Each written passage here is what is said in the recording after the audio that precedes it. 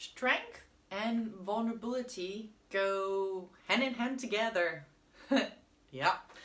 Hey there, and welcome back to another episode of The Rising Tide with Barot, where I share life experience learning lessons with you, and you get to try them on or completely ignore it if you don't feel like it. Yep, that is totally okay.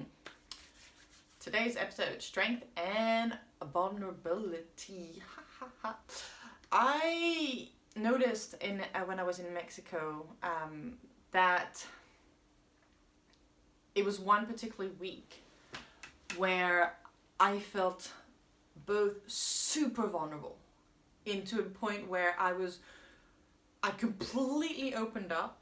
I felt everything that was going on into my body that was pushed away from like the whole year. And then at the same time, I felt so strong because of what I was able to create on the side. And I'll go through the week and I'll elaborate through it. I'd reached out to a company that I wanted to work with. And there's going to be another episode of that, by the way, of how I went forward to make something happen for myself. And so on the Tuesday, it was after reaching out, and they replied back to me, and I had a one-on-one call with one of the owners of the company. It's a small company. And the call went super good. I did not try to sell. I serve. This was on a digital marketing strategy call. I was curious, open-minded. I said what I did know. I said what I didn't know and what I wanted to know more of from them. I listened. I already had ideas that I had shared with them by email.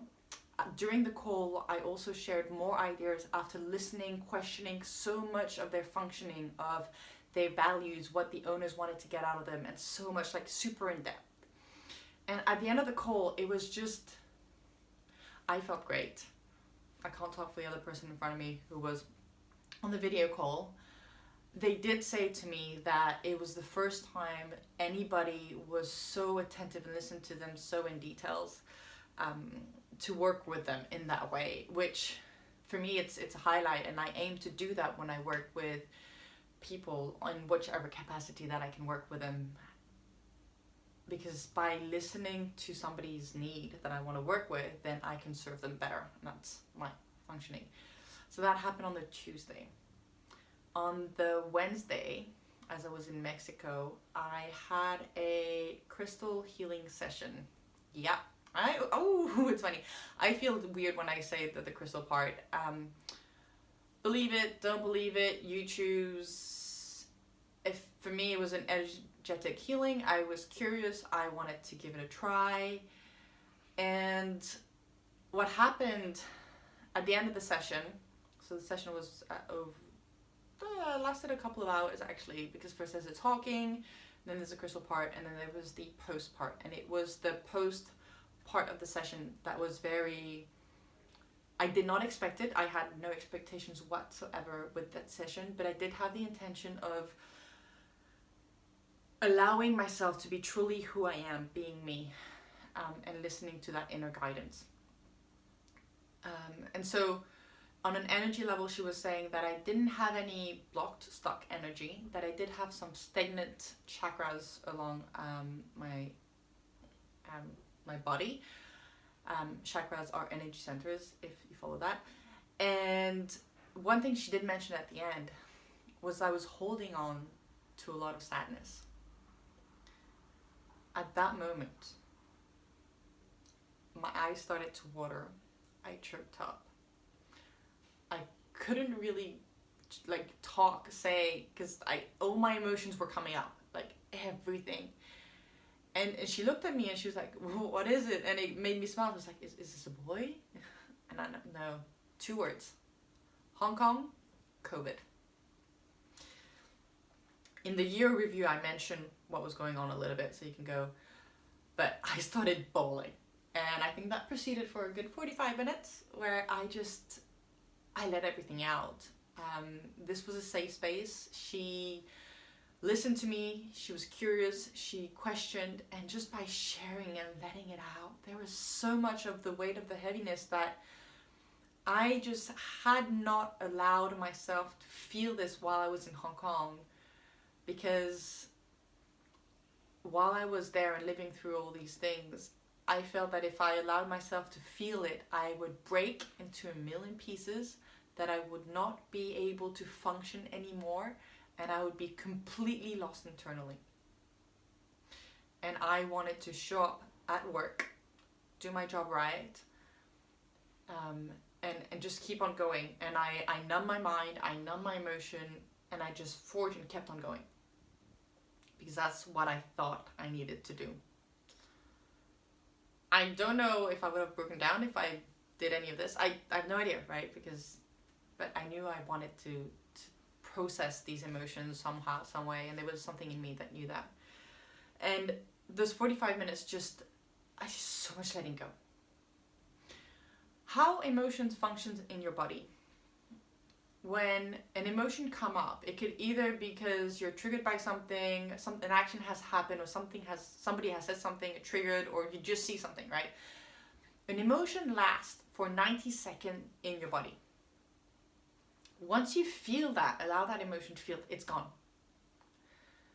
If you choose to not feeling, then you're pushing it down. Your body is not processing that emotion. You're bottling up that emotion within your body, deep inside of you. So your body isn't healing through what it's meant to feel. And there's more and more studies showing that your feeling is a way of your body processing emotions. And it goes with the mind as well. So you're bottling up all these emotions.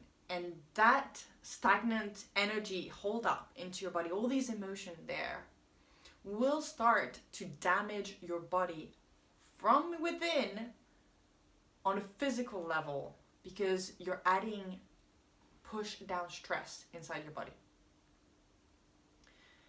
By feeling those emotions, straight when it goes, by the way, not comfortable. Even a 90-second emotion coming down right there, feeling not comfortable at all. It's uneasy, especially at the beginning. Like, what's going on? I'm feeling this. I don't know what. It's the thinking that holds onto the emotion and keeps it going, and the stories that you're telling inside in your head. So a thought happens, an emotion gets felt, the emotion leaves. Like, with the 90 seconds you're gone, the emotion leaves. If you keep holding it thinking, then you'll keep feeling it. So every time you think, you can feel. Think, feel, think, feel. So the 90 seconds can be repeated over and over again if you keep thinking the same thing over and over again, right? And this is you doing this to yourself. There's nobody externally doing any of this.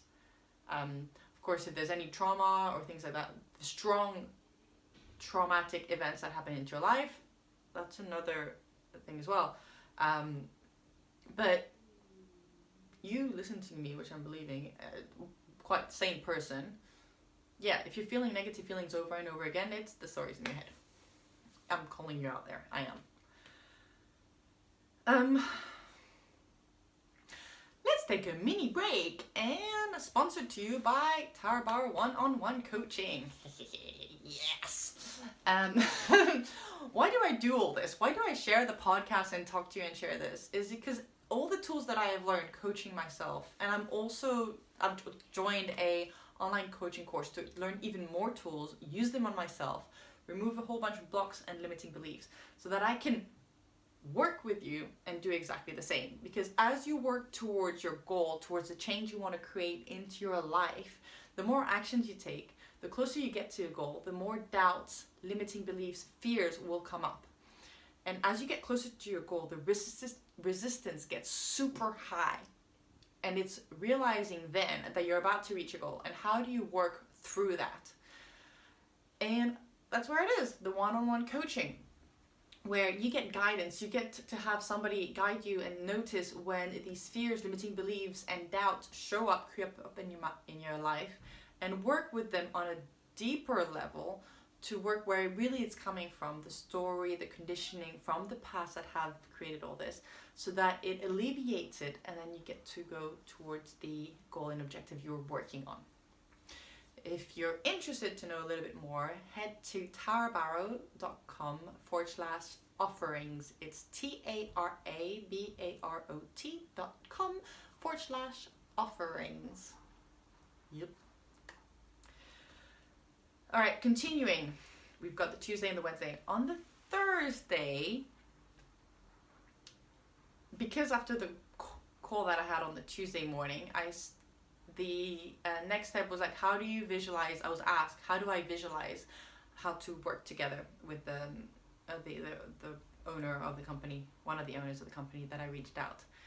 And I proceeded to write a 6-month digital marketing strategy plan, where month 1 and 2, 3 and 4, 5 and 6, everything detailed from the owners to myself, everything that. I really finished the full of it on Thursday.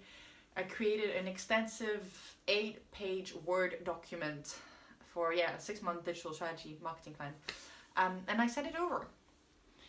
When I did that,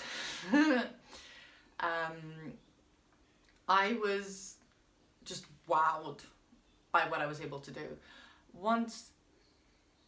It showed my capacity, and just that I was able to create everything before and come to that point.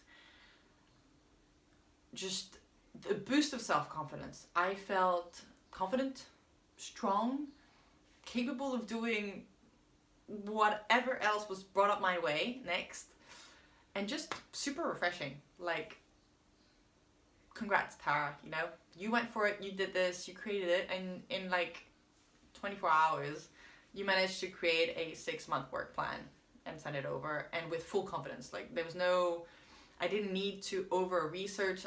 There's for certain things that I did, mostly on the company, that I wanted to make sure I got things right, and I sent it over, and it was woohoo celebration. On the Friday, I attended a cacao ceremony, again in Mexico. This was all I was in Mexico. There was more crying, more letting go, and again, I felt lighter afterwards. And I was also sharing this process with people I was talking to around me in the hostel. So that hostel there's something around with travelers, because people travel alone or in couples, you create bonds a lot quicker than usual because everybody supports one another. That's what I've noticed. And in the hostel that I was staying, it was the guests, that's what they were doing. Not every single one of them, but longer term guests were definitely doing that. And you find a supporting community like no other. It's just incredible. Felt held, listened to, loved, just in a beautiful way. And Tuesday through Friday, that was what it was. At the end of these all events, just realizing that allowing myself to be open, to share, I don't share with everybody. I'm picky in that, as in there's people that I feel I can share with, and there's people that I don't feel like I can share with, and you get to know those who you can share, who are there, who can listen and just be there, and those who will have something to say to you and will have to fix your problem and think they know all the answers. Yeah, those people, the second one, I don't share. This is just, that's like, and I have a series on the podcast, like, what does support look like? And you can see how these people find their support crew, and how they figure it out. Actually, the one with Laura Villalobos is a good one, how she knows how to choose the people that she shares with, depending on the situation that she's in. So this week that particular week was one week where vulnerability and strength came hand in hand. There's actually a quote from Brene Brown that, I I have learned so much from Brené Brown. I keep reading her books and watching her talks, TED Talks and series online. And I can't remember if I've said this in the episode, but I'm going to wrap it up anyways. The difficult thing is that vulnerability is the first thing I look for in you. And the last thing I'm willing to show you. In you, it's courage and daring. In me, it's a weakness. Brené Brown. She's an expert on shame and vulnerability, and I just love how she shares everything. Just, yeah, learned so much from her.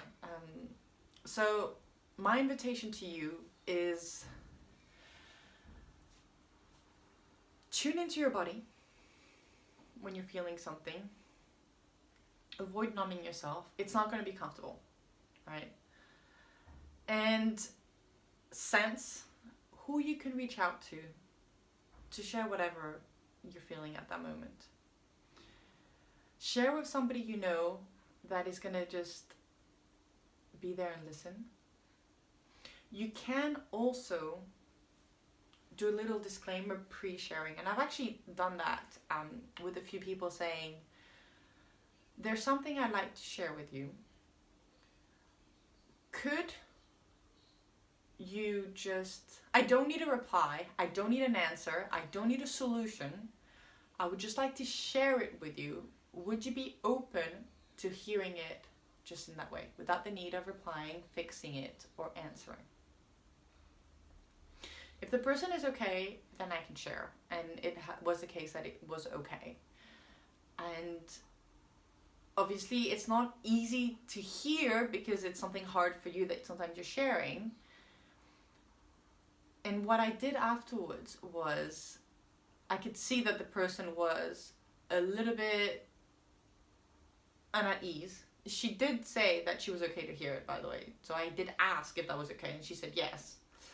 And I did say afterwards, like, because she's like, I don't know what to say. It's like, you don't need to say anything. I don't want you to feel like you need to say anything. But I did ask, like, how do you feel? Just ask her feedback on how she felt. And then we can talk about this in an open way. And that allowed the space to be a safe, heard, open space for both of us. And it works. So, yeah. Allow yourself to feel. You're a beautiful person, and your emotions make you human. That's totally okay to feel. And it's not going to feel good all the time, but it's okay. And by the way, when you let yourself feel it, it flies away afterwards. So you hold on to it less longer. That's a really big bonus. And yeah, and reach out to somebody that you feel like they would be open to hearing you out mindfully. And if you've taken anything away from this, let me know. I'm on socials at Barot, Tarabarot. And if this has helped you and you feel like it could help somebody else, share it. Share it with somebody else. I mean, this is why I'm doing all this, so that my learnings, experience, and hurt moments may help you, so that, you know, you don't have to maybe hurt as much. Or also know that you're not alone in this. Because you're definitely not. Alright, till next time. Bye.